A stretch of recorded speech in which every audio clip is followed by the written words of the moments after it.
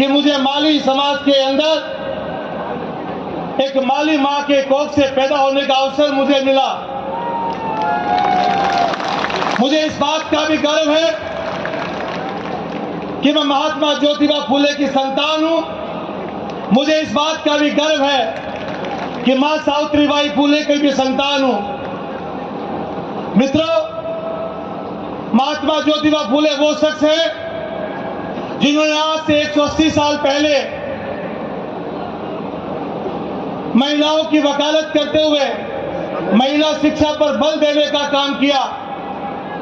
और मुझे इस बात के लिए भी बड़ा गर्व है कि इस देश में पहला महिला विद्यालय, पहली महिला शिक्षिका देने का किसी ने काम किया तो वो फूले दंपति ने देने का काम किया।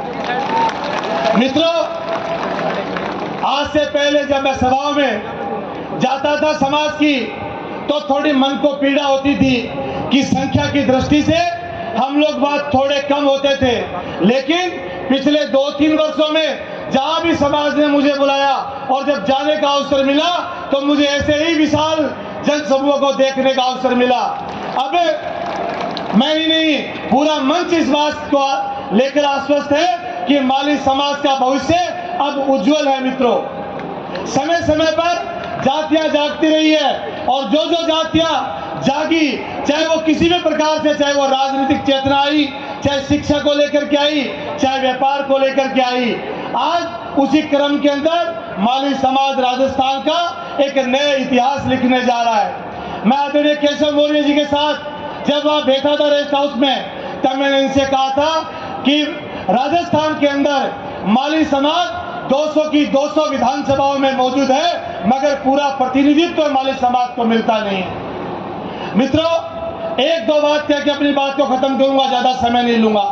मैं केवल झुंझुनू की बात करूंगा।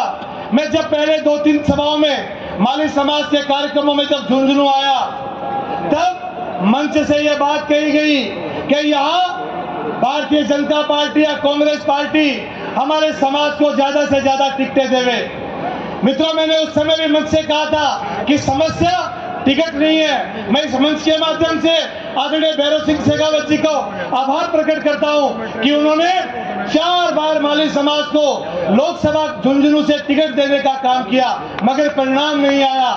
2-3 बार उदयपुर वाटी से माली समाज को भारतीय जनता पार्टी और कांग्रेस ने टिकट देने का काम किया, मगर परिणाम हमारे अनुकूल नहीं आया। पिछले 2 विधानसभा चुनाव में नवलगढ़ के अंदर भारतीय जनता पार्टी ने माली समाज को टिकट देने का काम किया, मगर परिणाम पॉजिटिव नहीं आया। इसलिए मित्रों, समस्या टिकटें नहीं है, समस्या कहीं और है।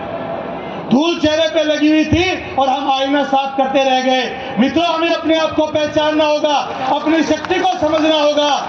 समस्या टिकटे नहीं है, समस्या ये समाज के अंदर चेतना की कमी है, जो मुझे लगता है कि धीरे धीरे जागृत हो रही है। आप सभी लोग एकजुट होकर के आने वाले अपने इस पराक्रम को पहचाने। मित्रों, पॉलिटिकल पार्टियां टिकट देती है ताकत को देख करके देती है। अगर समाज की ताकत खड़ी हो गई तो पार्टी आपके घर तक आ जाएगी। एक बात कह करके अपनी बात को खत्म करूंगा। साथियों, अगले लोकसभा चुनाव और विधानसभा चुनाव में जिस व्यक्ति के आगे माली लिखा हो, सैन्य लिखा हो, अपने मतों का प्रयोग उनके सम्मुख करे। और जिस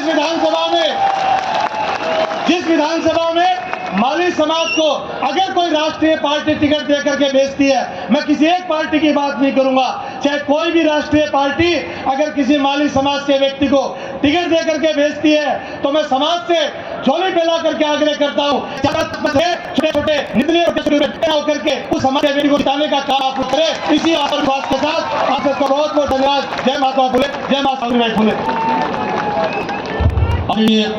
धन्यवाद। और अभी आपको बताना चाहूंगा कि अमित जी ने क्या कही, आपको गाना सुनाएंगे लेकिन बाद में एक गीत को सुनेंगे। हम जानते हैं कि आप उनके बड़े चहेते हैं। मैं इस चेतना महारैली के महायोद्धा और जिन्होंने जल जागरण का काम पूरे जिले के गांव-गांव में गली गली में किया, पर हमें सम्माननीय